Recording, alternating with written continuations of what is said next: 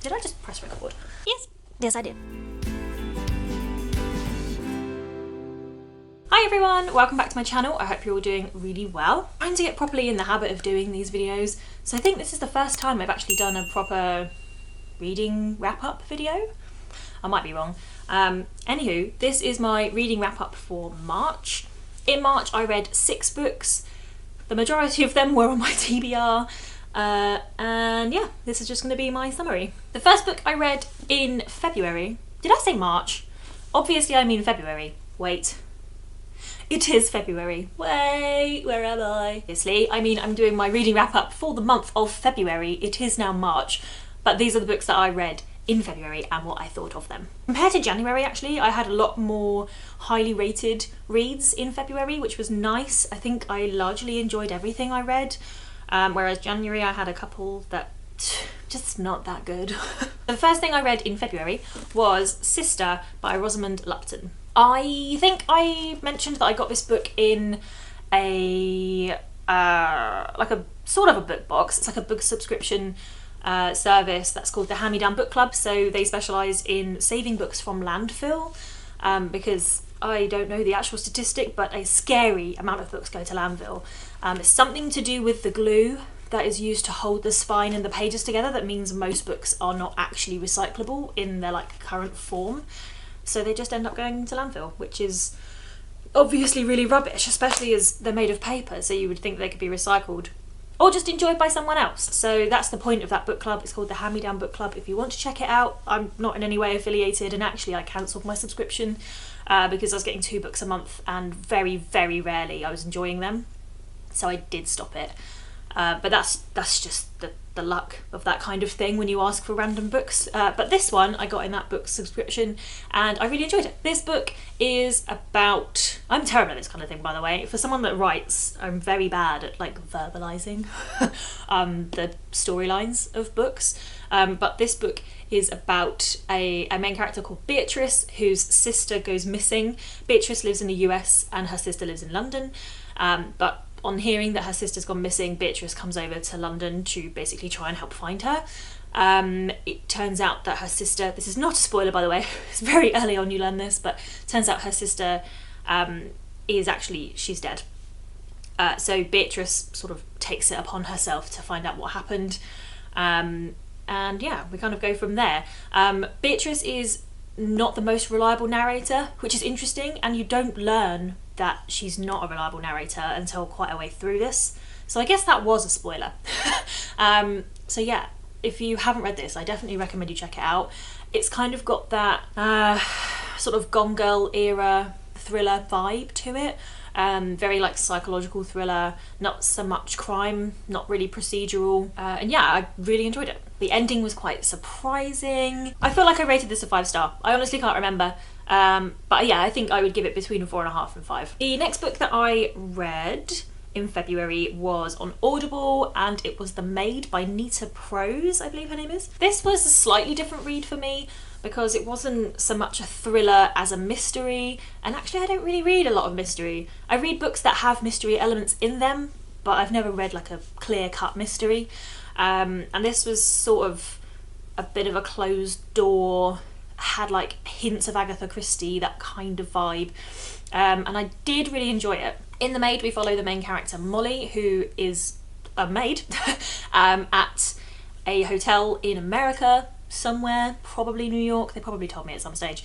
And yeah, while she's working, she stumbles across a dead body and everything quite quickly unravels from there. Molly ends up accidentally, completely unknowingly getting involved in all sorts of scandals. She's a very innocent character, has a very black and white idea of what good and bad are. And she also has a really nice relationship with her grandmother, who you learn quite early on passes away. Not a spoiler. But it's a really nice relationship that is shown throughout the book. It's definitely more of a soft mystery. There wasn't a huge amount of threat in it.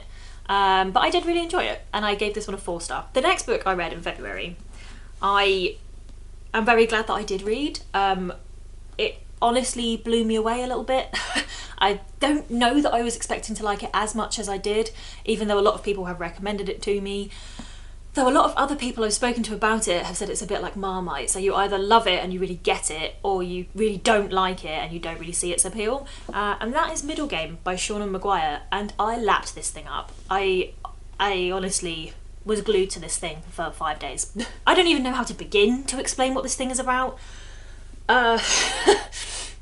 We have two main characters. They're called Roger and Dodger, which sounds ridiculous, and it is, and it's kind of meant to.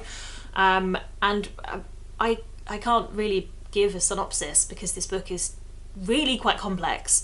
But in a nutshell, it's about creating gods and the idea of playing God, and time, and there is, I guess, there's a bit of time travel in it in a weird sense. It's pretty dark, it's pretty gruesome. I loved all of the characters. I cannot believe it's taken me this long to read any Seanan McGuire.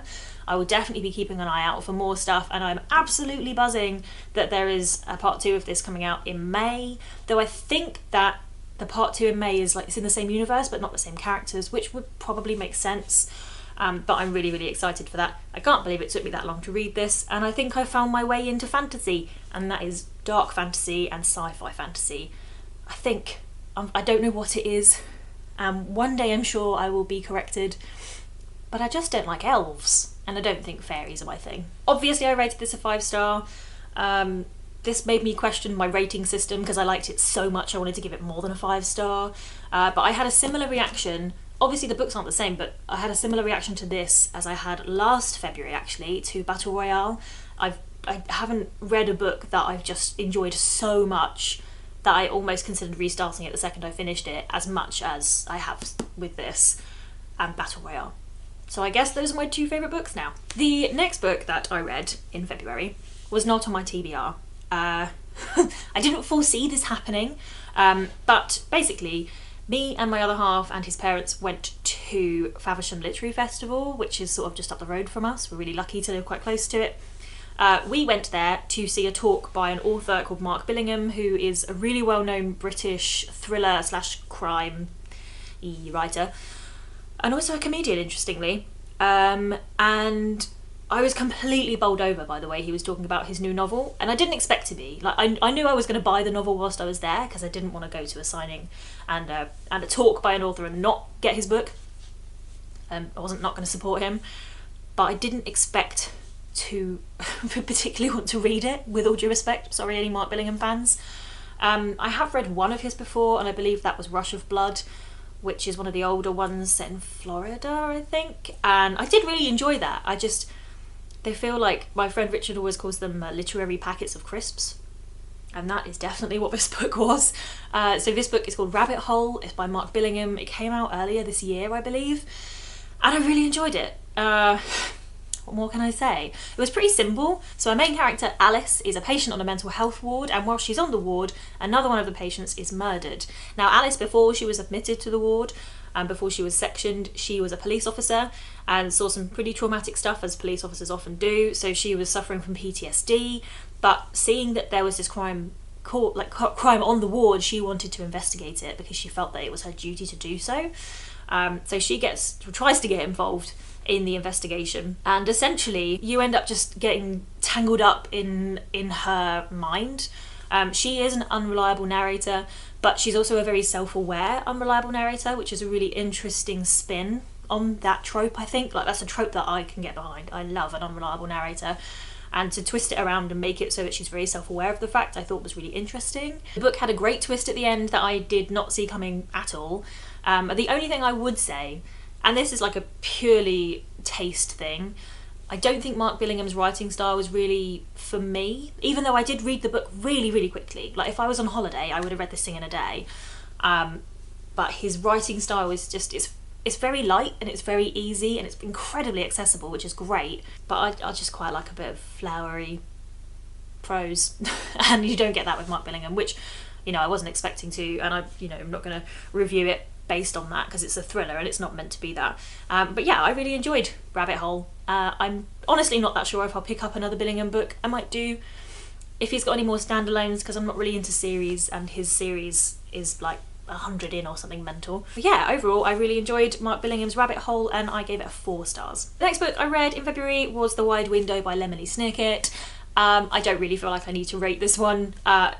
This is obviously a middle grade or a children's book, and it's one of the Lemony Snicket A Series of Unfortunate Events books, and I've mentioned this before, but I'm basically reading them over the course of this year because I never read them as a kid.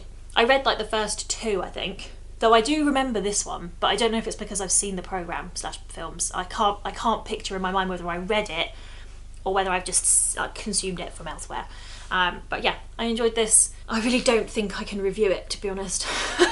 All I'm going to say is Mr. Poe is an idiot. The last book that I read in February was this one, and this is The Decagon House Murders, and it is by Yukito Ayatsuji, and it is quite heavily inspired by And Then There Were None by Agatha Christie, which I now really want to read, now having read this. This was really, really fun, really cool. It was a very classic closed space mystery. So there were murders on a house on an island, and it's I don't want to give too much away. I just think that people should read this. I think it was really, really cool. I think some of the writing felt a little bit clumsy, but it's hard to say whether the writing itself is clumsy or the translation is clumsy. But it didn't pull me out of enjoying it. The only thing that did pull me out of enjoying it a little bit, but I quite quickly got over it, was at the very beginning when, not a spoiler again because it's really early on in the book, but the characters get a note basically saying that a murder occurred like some time before. I'm trying really hard not to give anything away.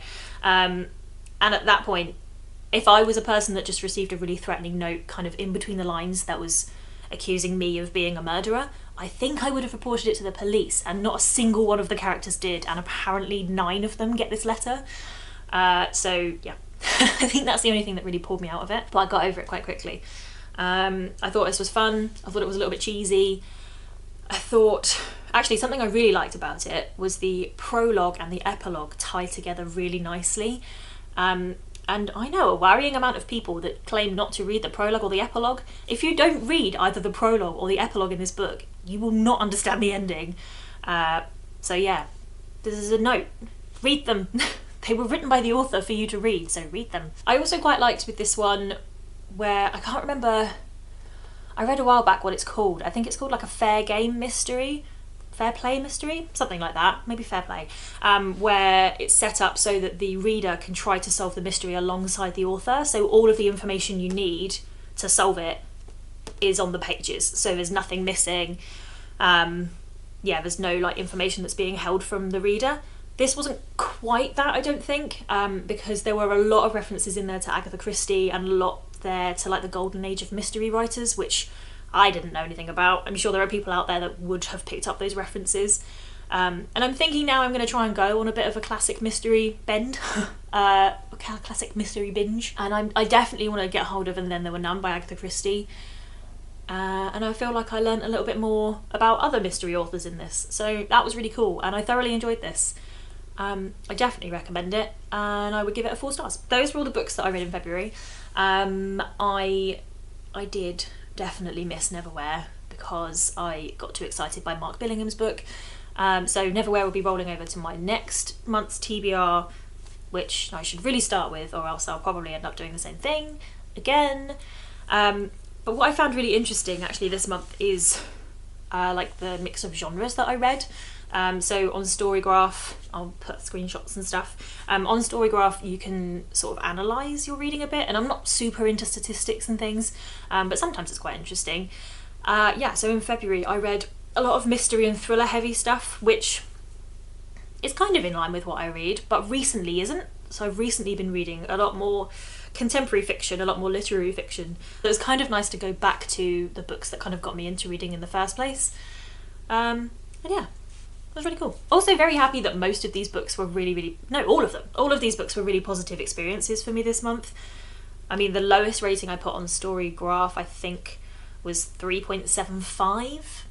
And that, again, is not because I didn't enjoy it, it's because they can't all be 4 or 5 star. Those are all the books that I read in February. What did you read? Did you read anything good? Have you got any recommendations? Who else has read Middle Game and wants to talk to me about it? And yeah, I really hope you enjoyed this video. If you did, please do give it a thumbs up and be sure to subscribe to my channel, and I will see you next time with another one. Bye!